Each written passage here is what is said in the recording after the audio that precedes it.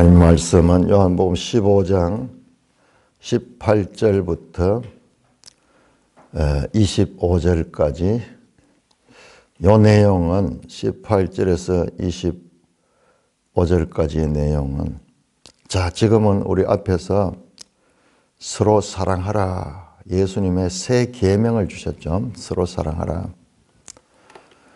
이 새 계명은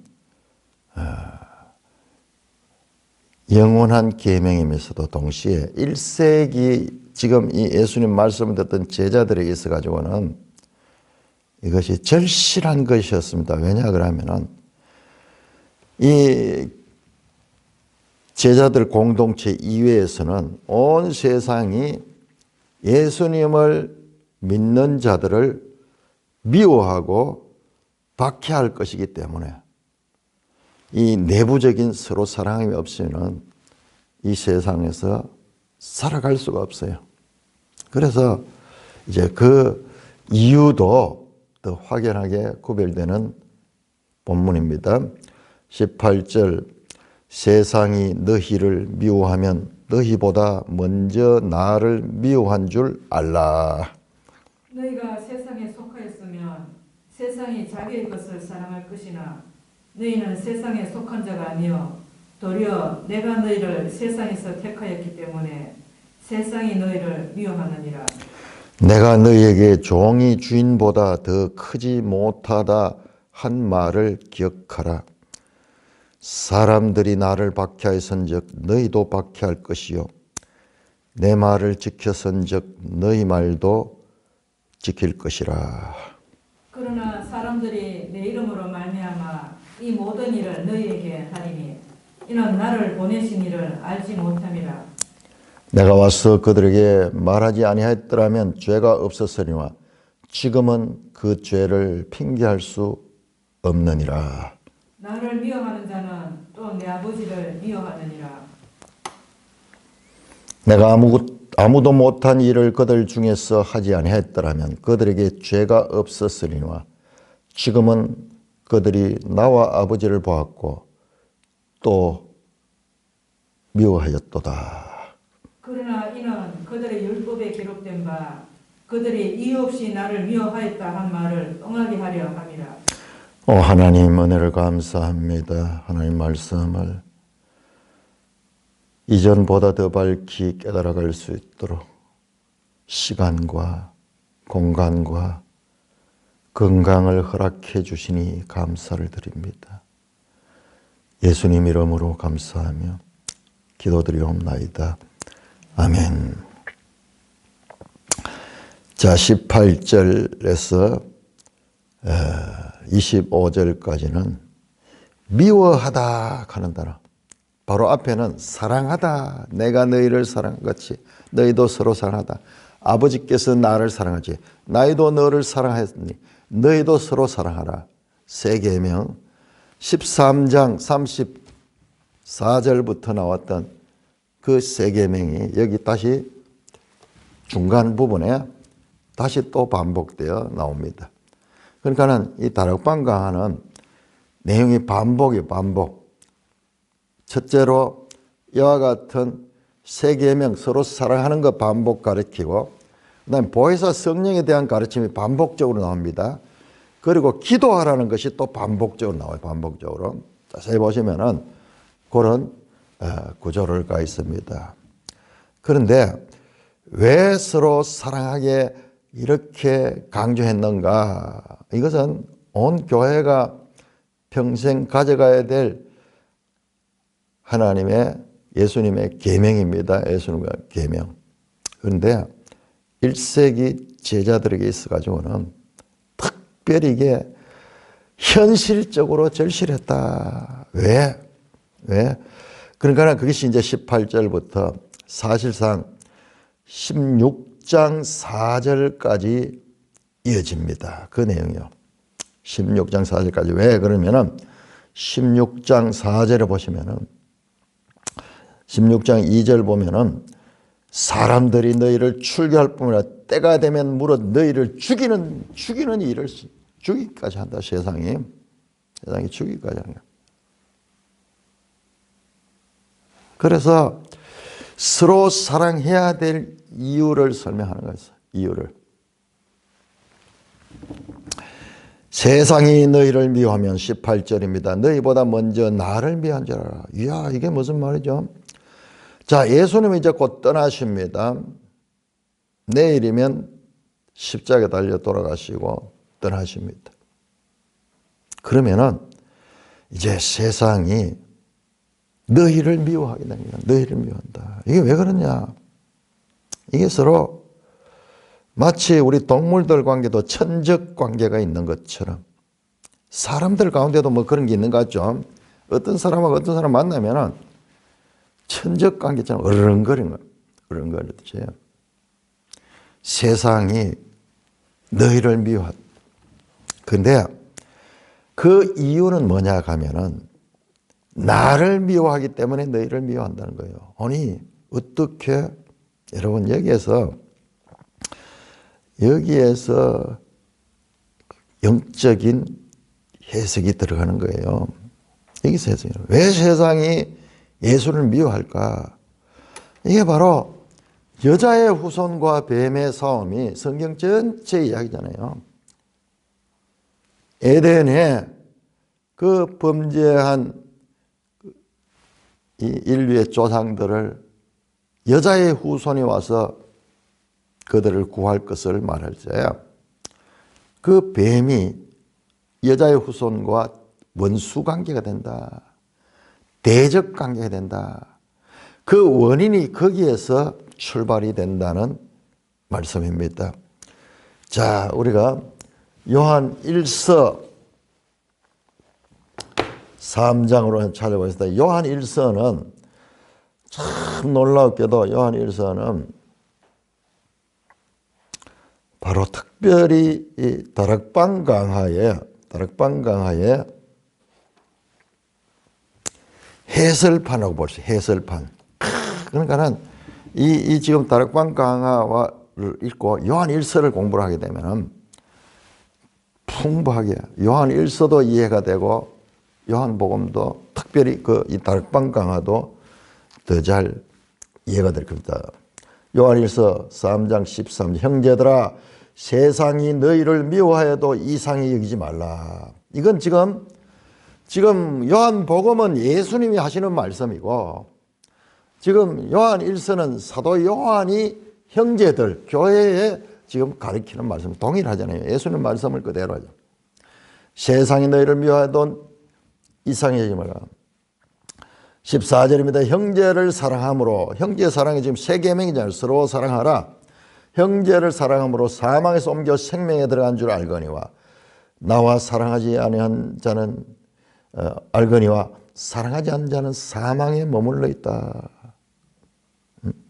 세상이 여러분들을 미워하는 것은 이것은 당연한 것이다. 1세기 교회가 오늘날 우리가 당하는 박해 같은 건 아무것도 아닌 거예요. 우리가 당하는 미움 같은 거 그런 거는 아무것도 아니에요. 이 말씀을 우리한테 바로 적용을 시키는 그런 데서 무리가 생기는 거예요. 이분들은 지금 목 앞에 칼이 있는 그런 상태인 거예요. 그런 상태인 거예요.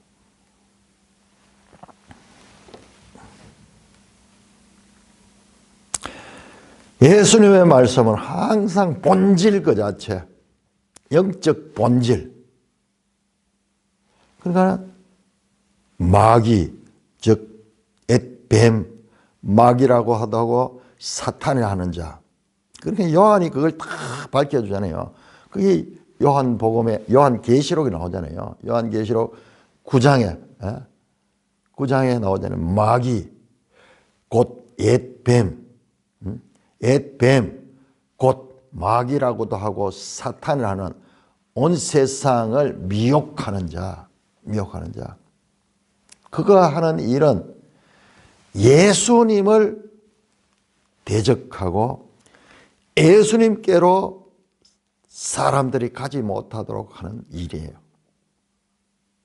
그러니까 거짓으로 가지고 다른 복음을 가지고 다른 영을 가지고 다른 예수를 만들어내서 그 일을 막는 거야. 왜?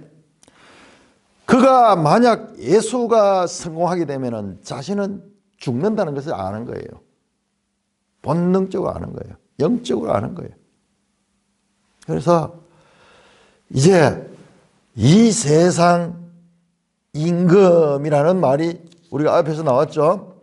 이 세상 임금, 이 세상 임금이 보혜사가 오지만은 또한 이 세상 임금이 와서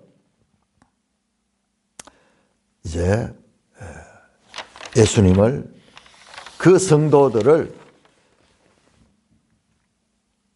박해하게 될 것입니다. 그래서 이 세상 임금이 그와 같이 이제 나타낼 것을 또한 말씀을 합니다. 자, 이와 같이 서로 사랑, 여기서 이 형제 사랑, 필라델피아 하는 말은 이것은 교회 지체들, 형제 자매가 포함이 되는 이야기예요. 형제 사랑, 세상의 미움이 세적됩니다. 예수님을 친구로 격상된 제자들에게 세상의 원수로 격화될 현실이 지금 기다리고 있기 때문에 예수님은 제자들에게 이걸 알려야 되는 거예요. 왜냐 그러면은 뒤에도 나오지만은 이거를 모르고 당하게 되면 제자들이 너무나 힘들어하게 될 것이고, 그리고 제자들의 이 공동체가 와해될 거예요. 그래서 예수님은 지금 이 제자들을, 마지막 강의하는 이 제자들을 통한 목적이 있어요. 이 제자들을 통해서 복음을 전파하고 교회를 세우는 거예요. 교회를 세우는.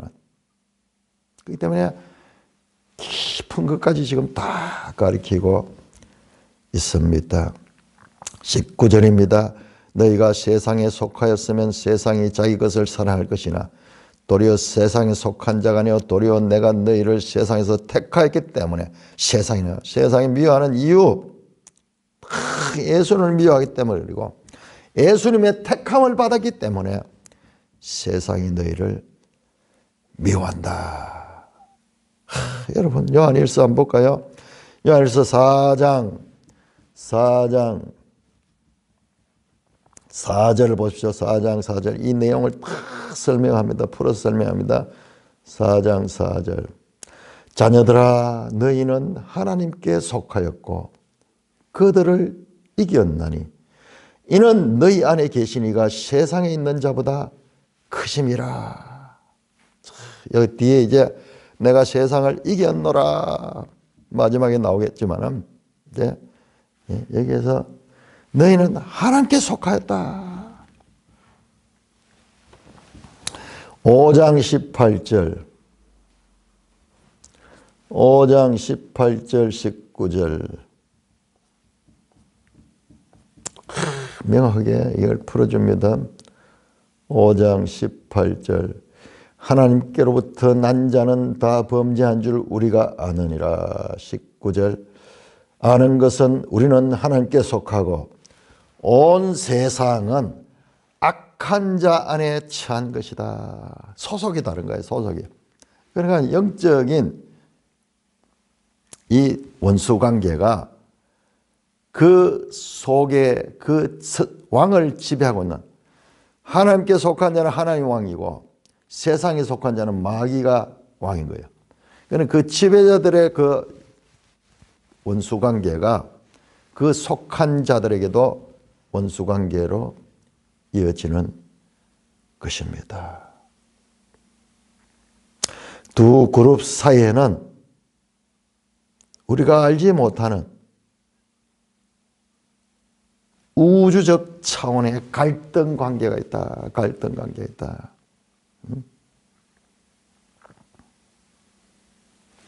그 배경 때문에 세상이 너희를 미워한다. 자, 20절은 뭐냐 그러면은 내가 너에게 종이 주인보다 더 크지 못하다는 말을 기억하라. 자, 이 말씀이 여러 번 나오잖아요. 뭐보다 더 크다. 네가 아브라함보다 더 크냐? 당신이 야곱보다 더 크니까 계속 나오죠. 그 무슨 말이냐 그러면은 더 먼저 되고 더 중요한 자냐 그 말입니다. 지금 예수님이 이 말씀하는 것은 왜 그러냐 그러면은 종은 주인이 하는 것에 주인이 시키는 건 종은 무조건 따라가는 거예요. 따라가는 거예요. 그래서 주인이 더 큰 위치에 있죠. 이 말을 기억하라. 이게 언제 이야기했습니까? 13장 16절 제자들의 발을 씻으면서 종이 주인보다 더 큰 것이 크지만은 내가 주인이 되어서 너희 발을 씻으니 너희도 서로 발을 씻는 것이 옳으니라. 그렇게 가르쳤죠. 주인이 하는 일을 종은 따라하는 거예요. 따라하는 거예요. 주인이 시키는 일을 따라하는 거예요. 그 이야기를 다시 기억하면서 사람들이 나를 박해해서 너희도 박해할 것이다. 이게 당연하죠. 내가 박해당하면 너희도 박해를 당한다. 종과 주인의 관계처럼. 자, 그러므로 앞으로 이제 구체적으로 미워하는 내용이 뭐냐? 박해로 그렇게 대박해 시대가 올 것이다. 여러분, 우리가요, 이 초대교회 시절에 이 제자들도 박해를 받았지만 그 이후에도 한 300년경까지 10대 박해, 크리스찬들에 대한 대박해들이 있었어요. 대박해.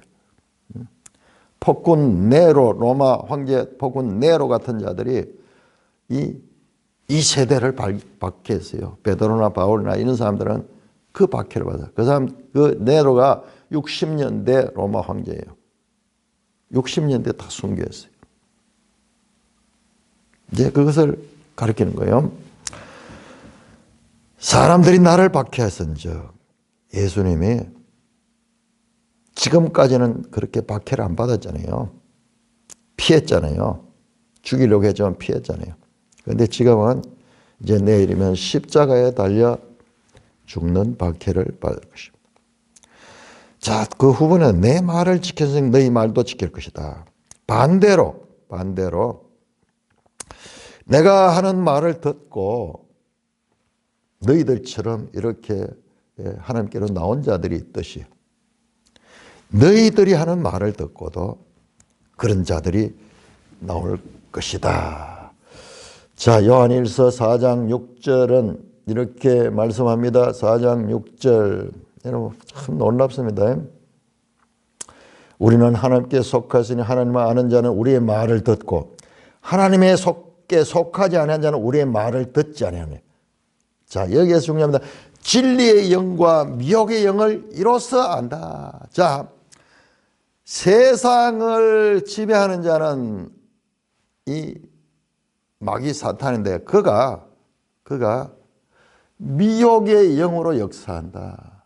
그러나 하나님께 속한 자는 진리의 영을 따른다. 진리의 영은 이제 곧 나옵니다. 보혜사 성령이죠. 보혜사 성령. 미혹의 영은 사탄의 영이에요. 거짓 영. 자, 그렇게 이제 택한 자들은, 하나님께 속한 자들은 너희 말을 듣을 것이다. 내 말을 너희가 듣고 나를 끝까지 따른 것처럼 너희 말도 듣고 그게 이제 교회 공동체가 형성이 될 것이죠. 21절 그러나 사람들이 내 이름으로 말미암아 이 모든 일을 너에게 하리니 이는 나를 보내신 이를 알지 못함이라. 그들은 알지 못하는 거야. 알 수도 없음이야. 알 수도 없고 알지 못할 뿐만 아니라 알 수조차 없는 거예요. 그들이 지배가 그들의 소속이 저 악한 사단 마귀에게 속하였기 때문에 그런 거예요. 내가 와서 그들에게 말하지 않았다면 자, 그러면 이제 그들에 대한 정죄 말씀합니다. 내가 와서 22절에 그들에게 말하지 아니하였더라면 죄가 없으니와 지금은 그 죄를 핑계할 수 없다. 이야, 이것도 한번 보세요. 로마서 1장에 핑계할 수 없느니라. 핑계할 수 없느니라. 왜? 하나님이 이 자연 만물을 통하여 하나님의 주인이심, 창조주가 있다는 것을 알리셨어. 그리고 복음으로도 전했었어. 이제 핑계할 수 없다. 지금 여기서 나왔네.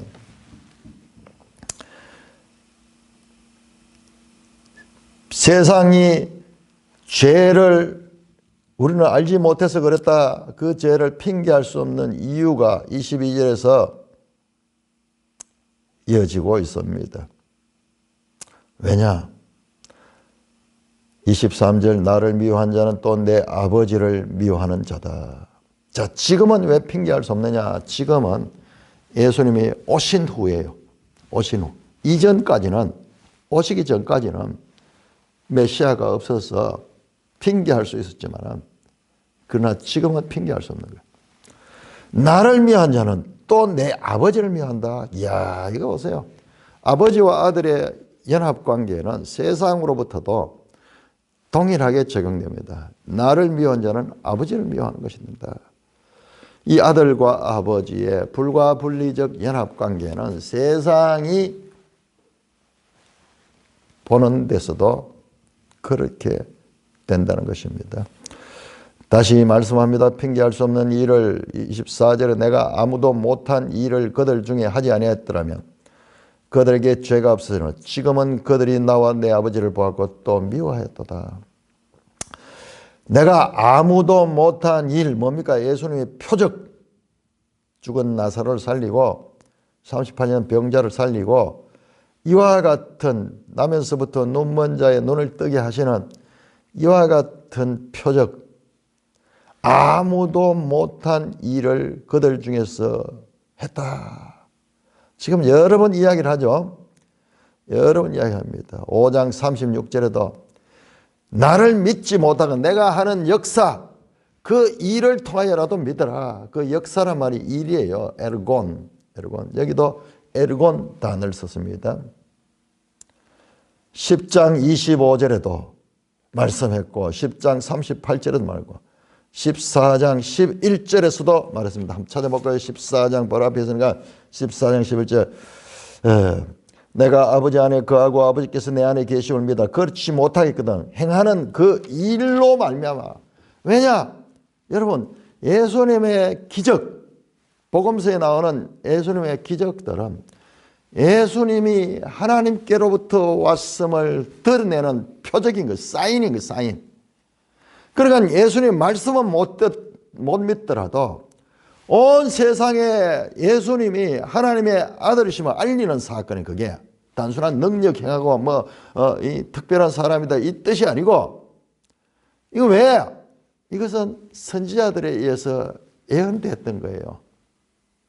그 메시아가 오면 눈먼 자가 눈이 떠질 것이고 걷지 못하는 자가 걷게 될 것이고 저는 자가 뛰게 될 것이고 듣지 못한 자가 듣게 될 것이고 죽은 자들이 살아나게 되는 그런 일을 행하는 자는 누구냐? 선지자들이 말하는 메시아인 거예요. 메시아. 그러니까 내가 하는 이 일을 본 자들은 핑계할 수 없다.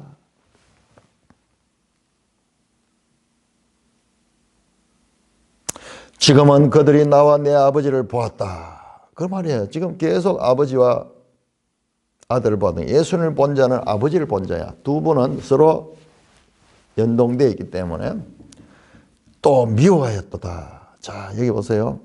미워했다. 자, 이것은요. 앞에서 12장 39절에서 40절에 그들이 믿지 못한 것은 눈이 있어도 보지 못하고 귀가 있어도 듣지 못하고 마음으로 깨닫지 못하도록 하나님께서 하셨다고 되어 있어요. 자, 12장 39절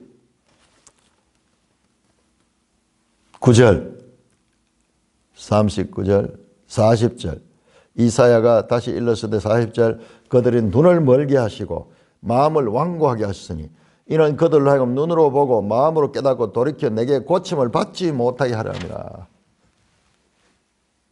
참 난해 구절이죠. 그 굳은 상태로서는 안 되는 거예요. 지금 여기 보세요. 이제 그때는 그냥 안 믿을 정도고 깨닫지 못할 정도, 여기는 미워하는 거예요. 더 적극적으로 미워하는데 그 이유가 뭔가? 25절 나옵니다. 이는 그들의 율법에 기록된 바 같이, 여기 율법은 모세의 오경을 이야기한 게 아니라 구약 성경 전체를 가리켜서 율법이라고 그렇게 표현합니다. 율법에 어디에 기록됐는가? 시편 35편. 우리 한번 찾아볼까요? 시편 35편. 시편 35편 19절. 부당하게 나의 원수된 자가 나로 말미암아 기뻐하지 못하게 하시며 까닭 없이 나를 미워하는 자들이 서로 눈짓하지 못하게 하시며, 까닭 없이 미워하는 거예요. 여기 이유 없이, 까닭 없이, 같은 말이죠. 까닭 없이. 이게 또 나옵니다. 69편 시편 69편 시편 69편 4절. 까닭 없이 나를 미워하는 자가 나의 머리털보다 많고 부당하게 나의 원수가 되어 나를 끌어한 자가 강하였으니 내가 빼앗지 아니한 것도 물어주게 되었나이다. 지금 이 시를 통해서 이 시인이 당하고 있는 이 고통들이 예수님의 일에 대한 하나의 예언적인 사건인 것입니다. 이 시편의 말씀, 그 율법이 아니죠. 이건 시편이죠. 그런데 여기서 율법이라는 말은 구약 성경 전체를 가리키는 하나의 제유법이에요. 제유법. 자, 이유 없이 나를 미워했던 말을 응하게 하니라.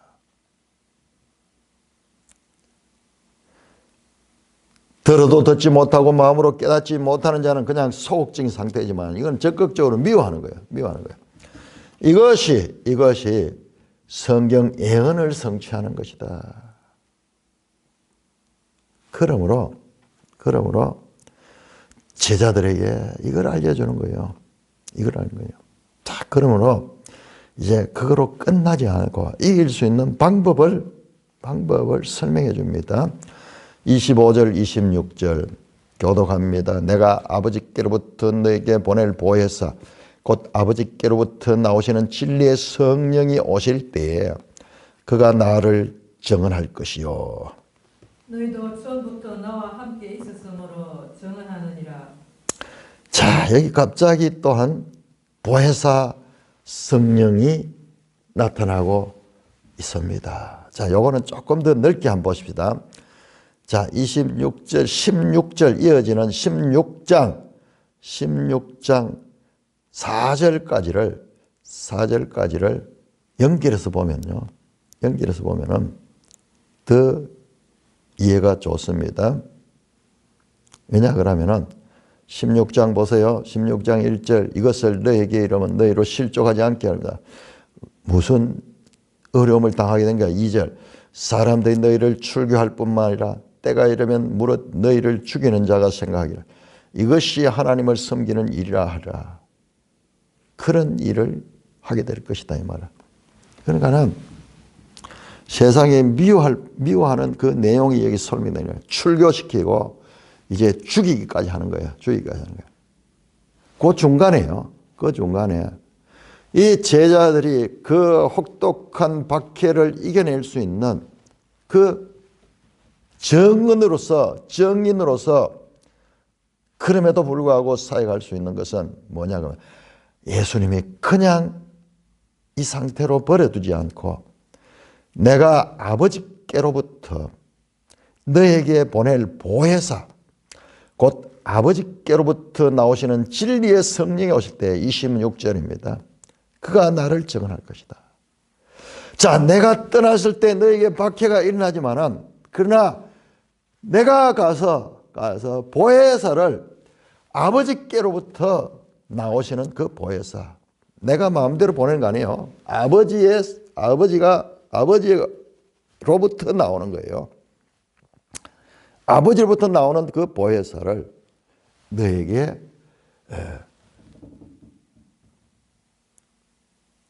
보낸다. 내가 보내는데 그러나 그 보혜사는 아버지께 속한 것이었다. 우리 14장에 보면은 내가 아버지께 구하겠으니 그가 보혜사를 보낼 것이다. 그렇게 말씀했었는데 지금 그와 같은 것입니다. 그와 같은. 그러니까 이 보혜사가 성령이죠. 삼위일체 하나님, 삼위일체. 이 삼위일체 하나님의 서로 이 연합관계. 내 마음대로 하는 것이 아니라 아버지께 속한 것. 내가 구해서 아버지께서 보내주시는 그 아버지께로부터 너에게 보낼 보혜사. 곧 아버지께로부터 나오는, 이게 신학적으로요. 우리가 신학교 다닐 때 교회사 가운데 삼위일체론 할 적에 무슨 발출한다 하는 너무 안 쓰는 단어가 나오는 거예요. 발출. 이게 여기서 나오는 단어예요. 발출하다. 아버지께로부터 나오는 거예요. 이게 어디서 나오느냐에 따라 가지고 또 내용이 달라지기 때문에. 그래서 총 안 쓰는 단어로서 발출하다 하는 게 아버지께로부터 나오는 거예요. 그렇다고 해가지고 그것이 아버지가 만든 것이냐, 뭐 또 그런 관계는 아니고, 뭐 이 삼위일체 이 관계는 정말 그 어려운 부분이에요. 자간 이 상호 연관관계이다. 앞에서 말했잖아요. 예수님이 마치 하나님 아버지의 부하 같이 시키는 대로만 하잖아요. 그런데 5장 30절에 보면, 그 5장 18절에 보면 예수님과 아버지는 동등해요. 그 다음에 10장 30절에 보면 아버지와 나는 하나다. 또 그렇게 나는 거예요. 그러니까 이게 어느 한 부분만 가지고 평가 못해요. 높고 낮은 관계가 아니에요. 하나 관계예요. 하나.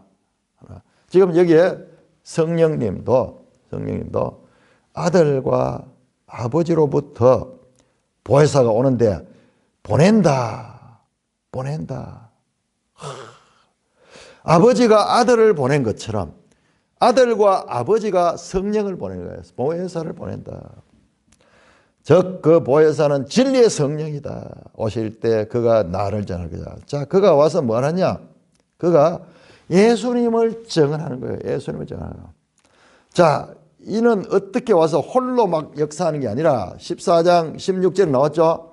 그가 너에게 와서 너희 속에 거하시면서, 너희 안에 있고 너희 속에 거하시면서 너희를 통하여 일하는 거예요. 너희를 통하여. 그래서 그가 예수님을 증거한다. 예수님을 증거한다.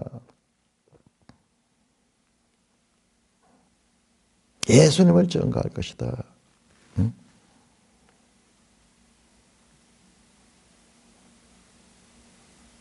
너희도 처음부터 나와 함께 있음으로 증언하느니라. 여기 너희 나오죠. 자, 성령님도 증언하고 너희도 증언한 것 같지만 사실은 그 성령님이 너희 속에, 제자들 속에서 성령이 증언한 걸 따라서 제자들도 증언하게 되는 것입니다. 여러분, 사도행전 1장 21절 22절 보면 제자를 채우는데 그 유다가 빠진 자리에 한 사람을 더 세우잖아요. 그 마띠아라는 사람이 세워지죠. 그때 그 투표에서 세우는 목적이 나와요. 예수께서 부활하심을 증언할 사람을 채우는 거예요. 채우는 거예요. 바로 성령이 오셔서 이 박해 가운데도 증언하다가 죽기까지 증언하게 되는 그 일을 하실 것을 가르쳐 주는 거예요. 자, 그러면 16장 넘어가면은, 자, 요게 세상이 미워하고, 자, 세상의 미움.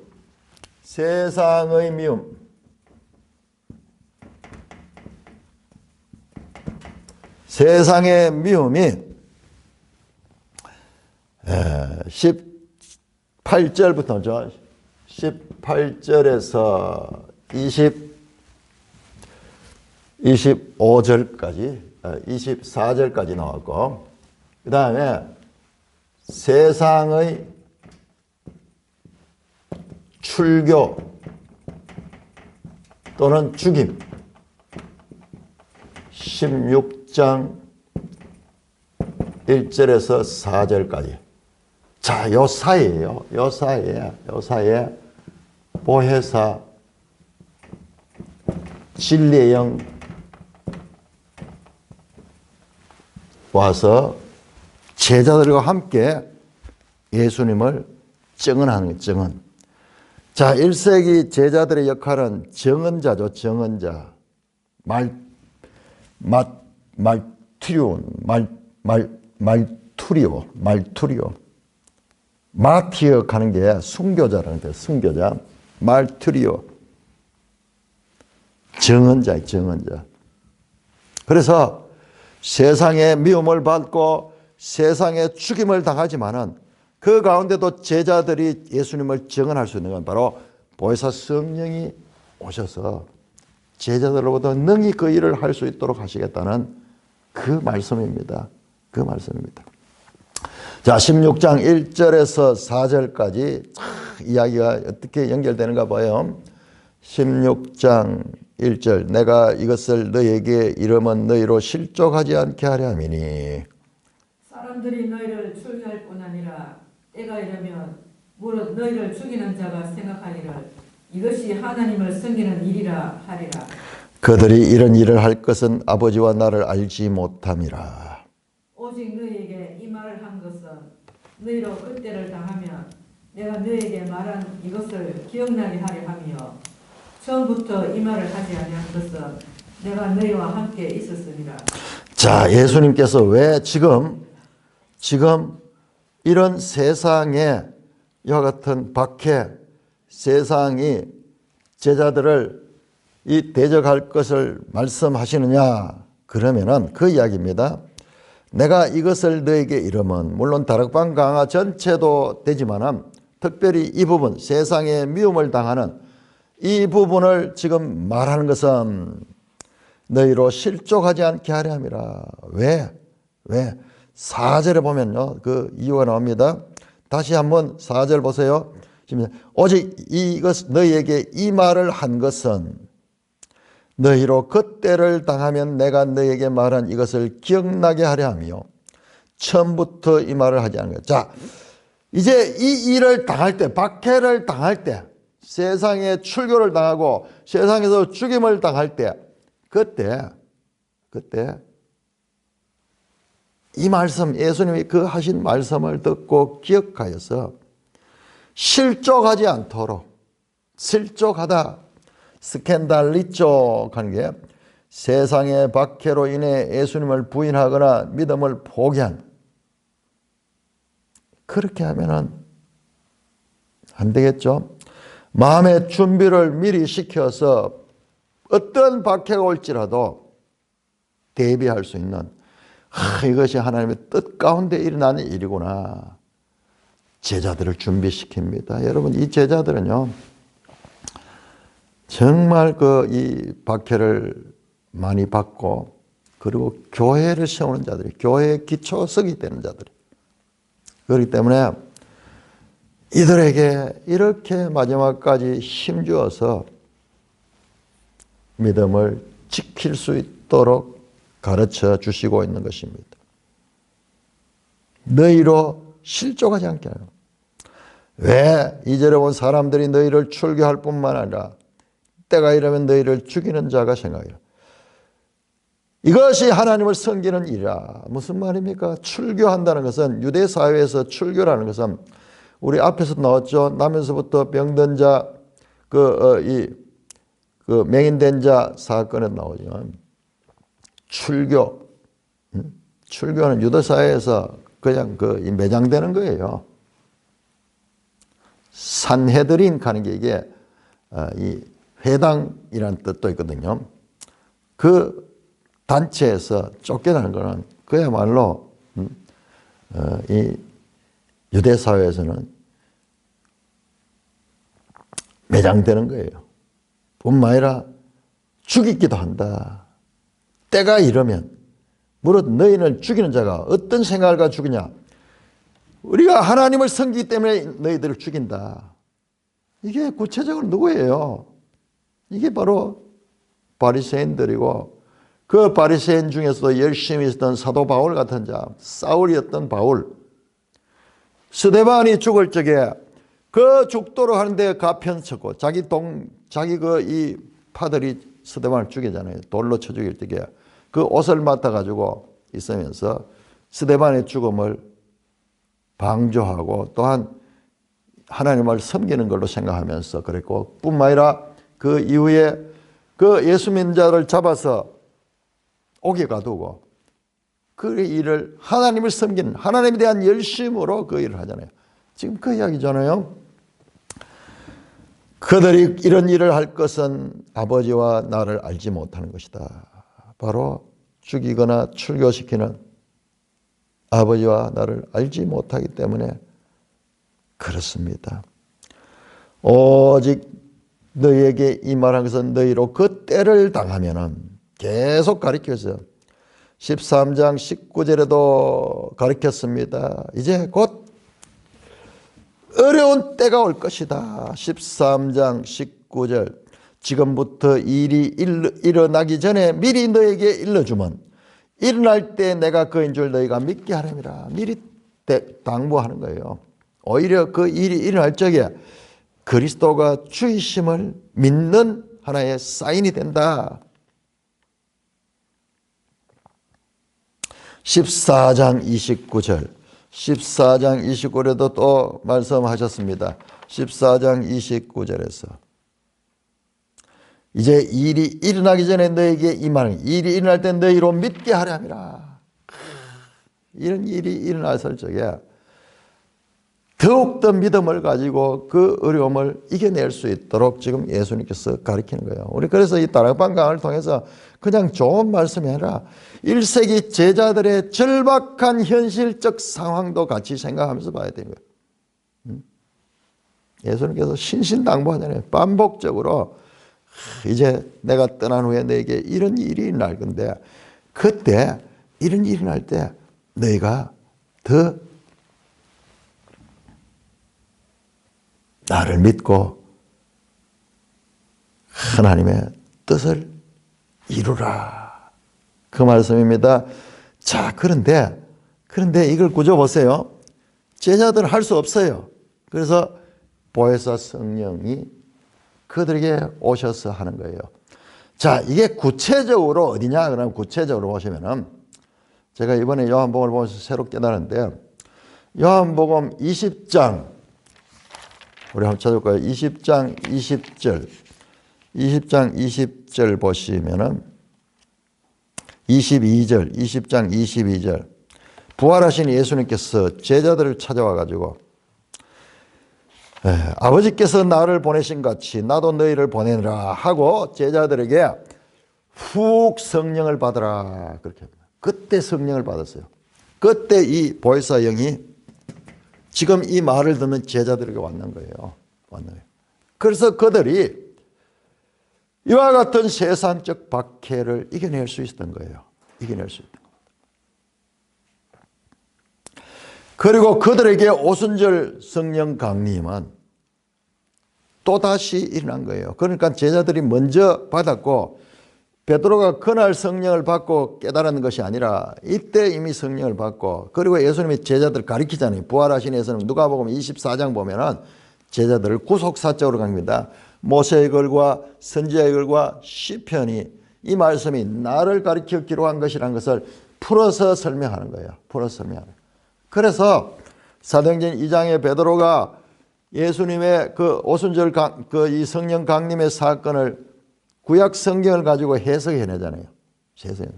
그러면서 2장 33절에서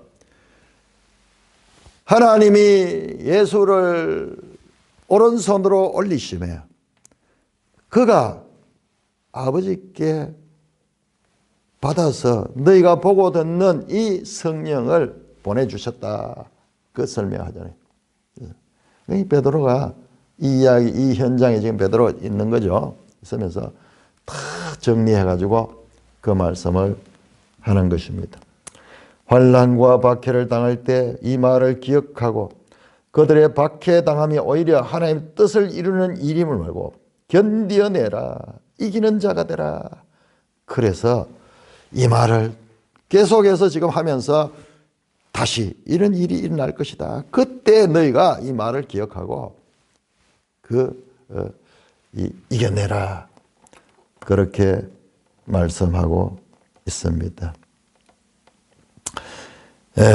이것을 기억하게 하려며 4절 후반절에 처음부터 이 말을 하지 않았으면 내가 너희와 함께 있음이라. 이 말은 예수님이 지금부터는 너희가 함께 있지 아니할 것이라는 암시가 그 속에 나오죠. 그런데 아직까지 제자들이 예수님이 떠나신다는 걸 아직 잘 모르고 있어요. 잘 모르고 있습니다. 자, 오늘 여기까지 살피도록 하겠습니다.